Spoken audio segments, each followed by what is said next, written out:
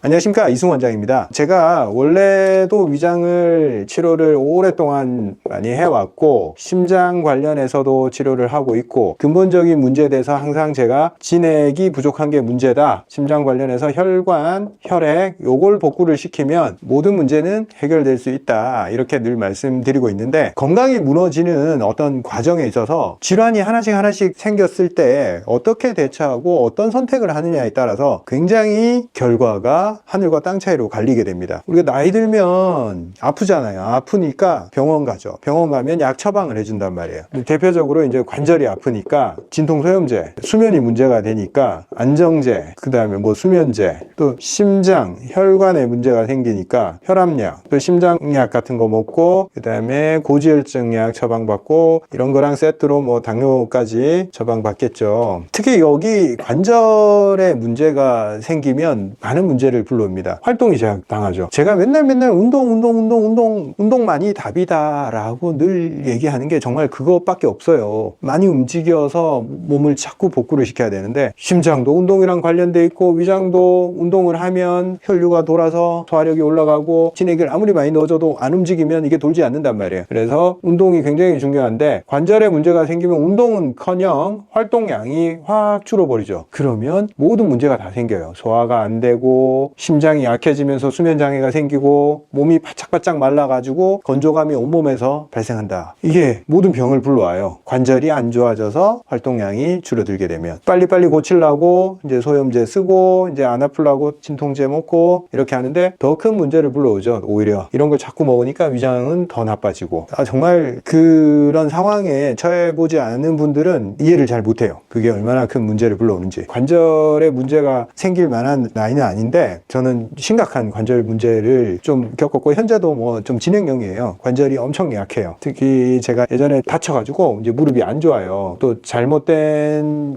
무리한 운동을 하다가 연골 자체가 굉장히 무력화돼가지고 예전에 거의 걷지를 못하는 그런 상황을 거의 1년 동안 지낸 적이 있습니다. 제가 유튜브에서 정신건강, 우울, 불안, 그리고 심장 관련 얘기 많이 하고 수면 관련 얘기 많이 하잖아요. 제가 항상 잘 하는 거는 제가 문제가 있었던 부분에 대해서 잘 알고 잘 치료를 해요. 저 어릴 때부터 위장이 약해가지고 이게 항상 관심이 많았고, 이걸 해결하면 내 인생 성공한다, 내 문제를 해결하면. 그래서 한의학을 공부하게 됐고, 이 문제를 해결하면서 이 환자군이 제 주력이었어요. 제 문제를 해결하면서 얻었던 노하우들로 지금까지도 먹고 살고 있는 거고, 많은 사람들을 문제를 해결해주고 있단 말이에요. 내가 아팠기 때문에 이게 관심이 있었고 깊이 파고들 수 있었던 거고, 심장이나 관절이나 수면의 문제에 대해서 제가 집중하고 있는데, 이것 때문에 엄청나게 힘들었기 때문에 거기서 인사이트를 얻은 게 있어요. 제가 관절이 1년 동안 거의 무력화되고 걸어 다니지를 못하게 되니까 인생이 완전히 180도 바뀌어 버리더라고요.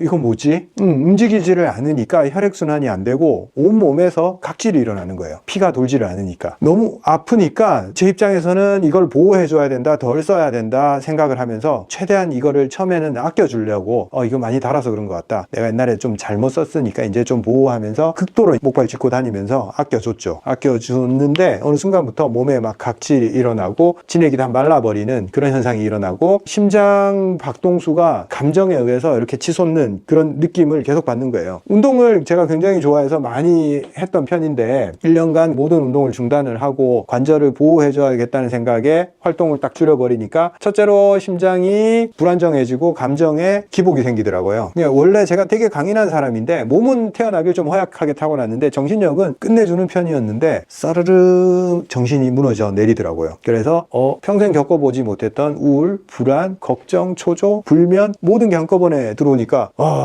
내 입에서 이런 말이 나오더라고요. 살아서 뭐하나. 깜짝 놀랐어요. 어떻게, 이게 남들 얘기인 줄 알았는데 내 입에서 이런 말이 나오는 게 이게 뭐지? 사람들이 그래서 극단적인 선택을 하는구나. 너무 충격적이었어요. 그래도 저는 그나마 원래 조금 강인한 성격을 가지고 있기 때문에 거기에 그렇게 오래 머물러 있지는 않았어요. 몸이 힘들고 잠도 안 오고 정말 괴롭고 몸 컨디션이 나빠지는 건 느꼈지만, 그냥 제 특징이 뭐냐면 어떤 세상을 바라볼 때도 그렇고 내 자신을 바라볼 때도 그렇고 기본이 저는 호기심이에요. 왜 그럴까? 왜 이렇게 내가 우울해지고 극단적인 생각까지도 나를 이렇게 생각이 들게 만들까? 관절이 안 좋아서 활동이 줄어들고 심장이 무력화되고 허약해졌구나. 가정을 세운 거예요. 그러지 않을까라고. 그래서 그러면 뭘 해야 될까? 이미 무릎 자체를 사용할 수 없는 상황이었기 때문에 뭘 할까? 운동하는 게 다 제약을 받잖아요. 그래서 안 되겠다. 하체를 쓰지 않는 운동 중에 하나를 골라서 해야겠다. 그래서 예전에 제가 한참 했지만 최근에는 안 했던 수영을 등록을 했어요.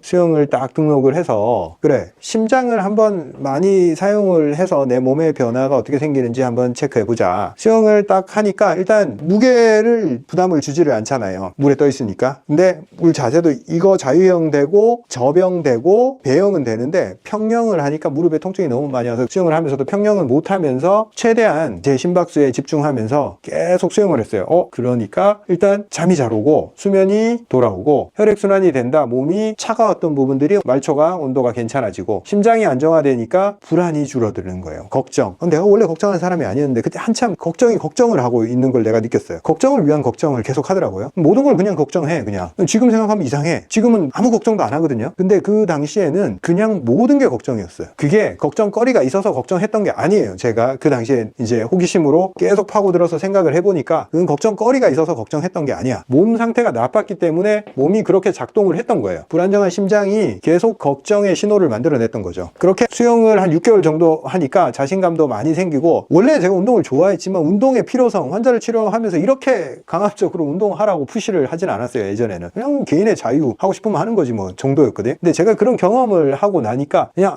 이게 내가 치료를 하는 거는 내가 아무리 뭐 좋은 약을 쓰고 어쩌고저쩌고 그거보다 더 중요한 게 이 사람한테 운동 습관을 심어준다면 그게 내가 이 사람한테 해줄 수 있는 굉장히 좋은 일일 것 같다. 왜? 내가 경험했으니까. 극단적인 경험을 했던 거죠. 운동을 많이 하다가 1년 딱 중단해버리니까 몸이 완전히 망가지는 거, 모든 게 몸의 시스템, 흐름, 이게 무너진다는 걸 제가 느꼈기 때문에 수영 딱 6개월 하니까 하나씩 복구가 되는 거예요. 수영을 딱 해서 자신감이 좀 생기고, 물론 수영을 하면서 제가 병행했던 게 계단 오르기예요. 무릎이 너무 아픈데 어떻게 하면 이 무릎의 연약한 연골 자체를 어떻게 잡아줄까 계속 알아보고, 제가 한의사니까 침 치료도 얼마나 많이 해봤겠어요. 안 돌아와. 아무리 해도 뭐 약침 넣고 뭐 해도. 그래서 무릎을 잡아주려면 대퇴사두근, 소위 허벅지, 이거 강화밖에 없구나 라는 결론을 내리고 계속 헬스장에 이렇게 다리 올렸다 내렸다 하는 거 있죠. 레그 익스텐션. 그거를 하루에 500개씩. 처음엔 걷지를 못하니까 그냥 앉아서 이것만 하는 거예요. 하루에 500개. 추 하나도 안 걸고. 내가 환자들한테 이 얘기를 자주 해요. 무릎 아픈 분들 그거 추 안 걸고 하루에 몇백 개만 해라. 그때는 뭐 기를 쓰고 했던 거죠. 하루에 500개씩 계속 하니까 대퇴사두근에 힘이 붙으니까 처음에는 5발짝을 잘 못 걸어 다녔어요. 근데 힘이 딱 붙으니까 1분씩 걸어지고, 1분씩 걸어지니까 이제 자신감이 생기니까 이거 맞다. 그래서 이거 계속 집중적으로 계속 한 거예요. 그러니까 나중에 이제 10분씩 걸어지니까 아파트를 틈만 나면 이제 걸어 다니는 거예요. 그래서 10분 걷던 게 15분, 20분 자꾸 늘어나는 거예요. 그때도 이제 경사로는 못 올랐어요. 힘이 너무 약해가지고. 그래서 평지를 계속 끌어서 회복을 시킨 다음에 시간은 계속 늘려나간 거죠. 한 40분 걸어갈 수 있는 어떤 지지력이 생겼어요. 그 다음에 욕심을 이제 내본 거죠. 계단 오르기. 계단을 오를 때 처음에는 이렇게 못 올랐어요. 이렇게 올라갈 때 너무 부하가 걸리니까 휘청휘청 하는 거예요. 힘이 다 약해져 있어서. 그래서 한 칸 이렇게 계속 그것만 했어요. 그냥 거의 1시간 동안 그러고 있는 거예요. 그냥 계속. 그건 많은 힘이 들지는 않거든요. 그렇게 하고 나서 이제 점점 회복을 해서 이제 계단을 그대로 오를 수 있는 단계가 됐고, 지금은 우리 집이 28층인데 그냥 28층 한 번에 올라가요. 한 번에 올라가고 이걸 하루에 4번 해요. 총 제가 계단 오르기는 하루에 100층을 하고 있어요. 지금 따로 하체 운동 안 하고 저는 요것만 합니다. 그냥 최근에는. 지금도 완전히 무릎이 막 달리기를 1시간씩 하고 그럴 수준이 안 돼요. 아직 약한 게 있기 때문에 조금씩 조심해서 보호해가면서 최대한, 이게 저강도의 운동이에요. 충격을 안 주기 때문에. 계단 오르는 게 의외로 충격을 안 줘요. 그래서 저강도의 운동을 보호해가면서 계속 하고 있으니까 현상 유지해서 조금씩 나아져요. 확 나아지진 않지만. 그리고 이제 이걸로는 심폐활량을 내가 예전에 했던 운동량만큼 확보를 못하니까 상체 운동으로 심폐활량을 확보해야겠다. 유산소 운동을. 그래서 시작했던 게 카약이에요. 앉아서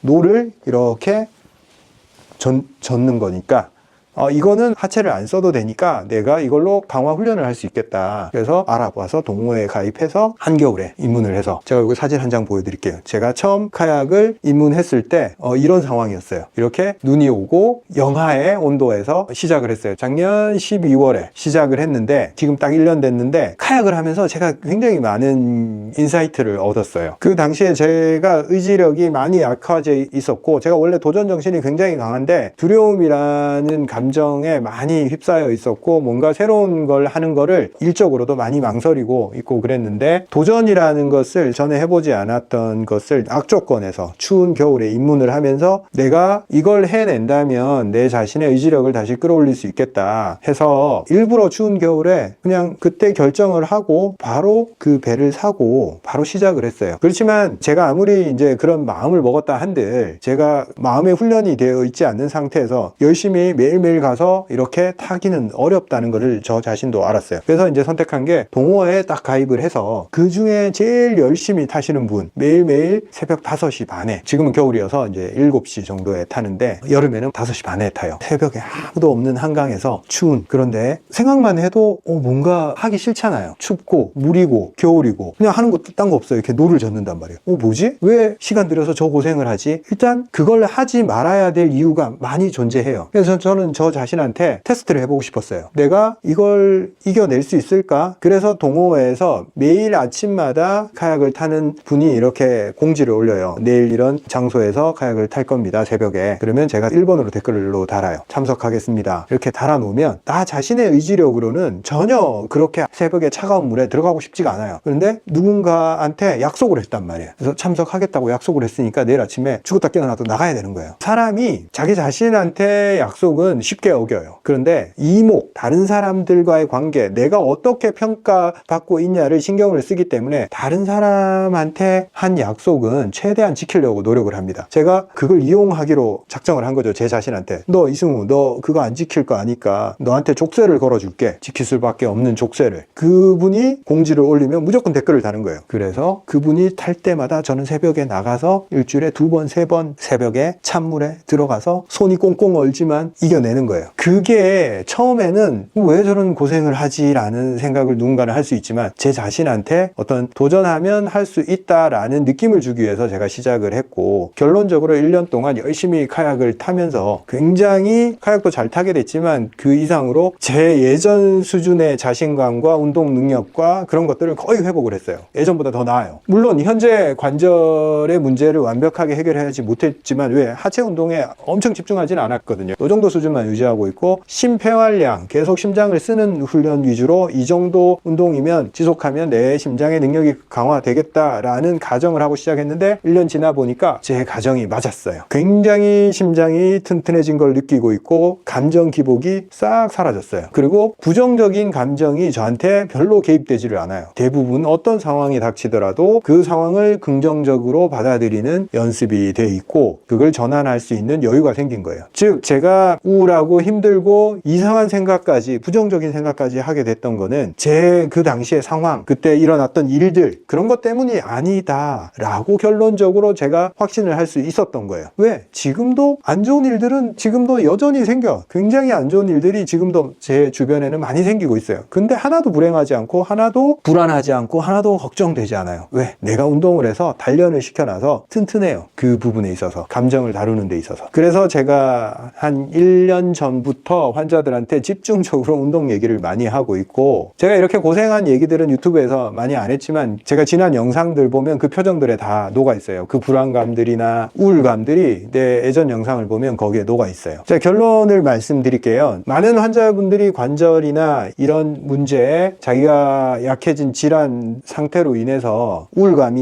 있는데 이게 현재 우울한 이유가 있어서 우울하지 않다라는 사실을 자각을 하셔야 됩니다. 우울한 일 때문에 우울한 게 아니에요. 절대. 내 몸이 약화가 된 거예요. 그래서 유일하게 강화시킬 수 있는 것은 내 몸의 활성이란 말이에요. 활성을 강화하기 위해서는 심장이 뛰는 운동을 하셔야 됩니다. 내가 관절이 약하다고 심장을 강화할 운동을 못한다 라고 생각하시면 답이 없습니다. 내가 관절이 약해서 심장을 강화할 만한 등산이나 달리기를 못한다고 자포자기 하시면 안 됩니다. 극도로 약화돼서 걷지도 못했던 제가 하나씩 조금씩 심장을 강화시켜 나가는 과정을 거쳐서 지금은 충분히 튼튼해졌습니다. 제가 카약 같은 운동을 하라고 말씀드리는 건 아니고 찾아내셔야 돼요. 본인한테 적합한 운동을, 그리고 지속할 수 있는 운동을. 그리고 제가 썼던 방법을 추천드려요. 굉장히 자기 자신을 믿지를 말고, 내 자신을 내가 통제를 하면 좋지만 통제를 할 수 있다라는 생각을 너무 믿지 마세요. 자기 자신을 믿지 말고 내 자신을 통제하기 위해서 구조를 이용을 해야 돼. 수영을 등록을 하거나 동호회를 등록을 해서 거기서 가장 열심히 하는 사람을 그냥 그 사람만 보고 쫓아가. 수영장에서 가장 제일 앞에 1번으로 수영하는 분 있죠? 가장 빠르고 가장 덜 지치는 사람. 좋아, 내가 1번을 뛰어넘기는 힘들겠지만 1번 뒤에 따라갈 정도의 실력을 만들게. 이렇게 자기 자신한테 어떤 목표를 만드세요. 저 사람의 행동을 모방을 하면 저 사람만큼 수영을 잘 하겠지. 수영 아시죠? 이렇게 10명이 있어서 내가 10번째로 수영을 줄 서서 빠른 사람이 앞에 가야 되고 좀 느린 사람은 길을 막으니까 뒤에 선단 말이에요. 근데 점점 내가 속도가 빨라지면 앞에 사람이 알아서 이 사람이 나보다 빠르구나 하고 내 뒤로 와. 그래서 수영장에서 자꾸 열심히 하고 노력하다 보면 내 순위가 앞으로 자꾸 가요. 처음에 딱 들어오는데 앞 순위로 안 끼워져. 거기도 서열이 있기 때문에. 썰매 끄는 개들 있잖아요. 그거랑 똑같아. 그 수영장 아시죠? 다 가보면 거기 서열이 있다는 거. 서열 구조를 잘 보세요. 거기는 내가 돈이 많아서 앞에 서는 것도 아니고 내가 지위가 높아서 앞에 서는 것도 아니에요. 온전히 내 신체 능력만으로 그 자리를 쟁취한 거예요. 썰매 끄는 개의 리더예요. 존중을 해야 돼. 그 사람은 리스펙트 해야 돼. 그래서 그 사람을 딱 바라보면서 늘 칭찬을 해주는 거예요. 대단하다 1번. 당신은 정말 칭찬받아 마땅하다. 좋은 말 많이 해주고, 그리고 나는 당신이 내 롤 모델이다. 당신처럼 잘하고 싶다. 말로도 해도 되고 생각을 그렇게 해도 되고, 그렇게 하면서 열심히 해서 자꾸 리더, 썰매 끄는 개 바로 뒤에까지 쫓아가는 거예요. 그렇게 됐을 때 내 스스로 뭔가 운동을 열심히 해야지 하는 것보다 동기부여가 되고 그 자리로 갈 수가 있단 말이에요. 그 사회적 관계에서 내 힘으로 내 자리를 쟁취했을 때 그 성취감이란 말로 표현할 수 없어요. 그게 바로 사람들이 인정하는 제대로 된 지위이고 위치인 거예요. 돈이 많아서 뭐 어쩌고저쩌고 그런 거로 얻을 수 있는 만족감보다 훨씬 더 사람들 표정에서 그게 느껴져요. 리스펙트. 그 인정을 받게 되면 사람의 자신감은 이렇게 충만해져요. 만약에 60대다. 그 가면 2등까지 가기는 힘들어요. 물리적으로. 아무래도 신체 능력 때문에. 한 5위권까지 가겠다. 현실적인 목표를 딱 세우고 거기까지 도달하면 그 느낌을 아실 거예요.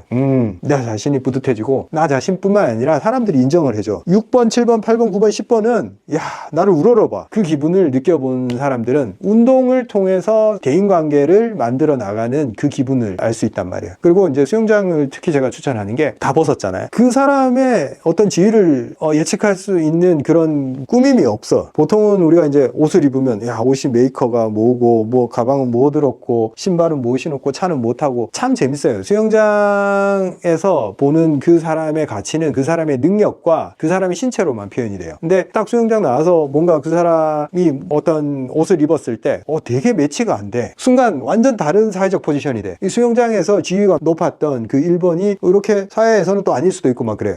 되게 재밌어요 그게. 근데 저는 그거보다 더 중요한 게 내 신체 능력으로 입증한 내 위치. 이거는 어떤 사회적인 위치에서 인정받는 그 기분보다 훨씬 더 좋은 느낌. 정말 내가 세상에서 인정받고 있구나. 이런 느낌을 받을 수 있어요. 그리고 꼭 그런 거 등수놀이 안 해도 수영장 가면 옷을 안 입고 다들 정말 날 것 그대로의 사람을 서로 바라보게 된단 말이에요. 그렇게 친해진 사람들은 나중에 굉장히 돈독해져요. 같이 수영 고생하면서 같이 실력을 쌓아온 동기, 훈련 동기란 말이에요. 군대 동기들이 오래 가는 것처럼 그 수영장 모임도 보면 되게 돈독해요. 그런 그룹들은 정말 좋다고 생각해요. 저는 운동을 통한 대인관계. 그 옆으로 좀 샜는데 제가 우울한 일 때문에 우울한 게 아니다. 그리고 내 몸 상태에 따라서 내 신체 능력, 내 몸이 튼튼해졌을 때 같은 사건을 다르게 받아들인다. 이 말을 하고 싶은 거예요. 어떤 불행한 일에서도 이 일을 불행하다고 얘기를 하지 맙시다. 이것 자체부터 내 감정이 부정적 감정이 개입된 거예요. 불행한 일이 아니고 어떤 사건이 일어났어. 그 사건에서 내가 찾아낼 수 있는 긍정적인 부분을 찾아내면 되는 거예요. 세상이 나한테 시련을 줄 때는 너한테 한 번 더 성장할 기회를 주는 거다. 이렇게 하고 받아들이세요. 그냥 그거 피하려고 발버둥 쳐봐야 피할 수 없고, 내 힘이 될 때는 최대한 그걸 긍정적으로 해석하고 받아들이세요. 물론 내가 너무 약해져 있고 그걸 받아낼 재간이 없을 때 그걸 이겨내려고 하다가 내가 무너지는 수도 있으니까 보니까 너무 안 될 때는 피하는 것도 방법이긴 한데, 궁극적으로는 그걸 긍정적으로 해석할 수 있는 내 몸 상태를 만들면 돼요. 그러면 세상이 달라진다 이거죠. 내가 현재 아무리 우울하고 힘들고 남편도 짜증나고 자식한테도 서운하고 그런 게 그 문제가 아니다. 그냥 나도 옛날에 긍정적이고 옛날에 정말 숨만 쉬어도 즐거웠던 사람인데 지금 내가 몸이 힘들어져서 그렇게 상황을 해석하고 있는 거다라고 생각하고 힘을 기릅시다. 힘을 기르고 저도 그래야 되고 여러분들도 그래야 되고, 제 나이에 비해서 이제 좀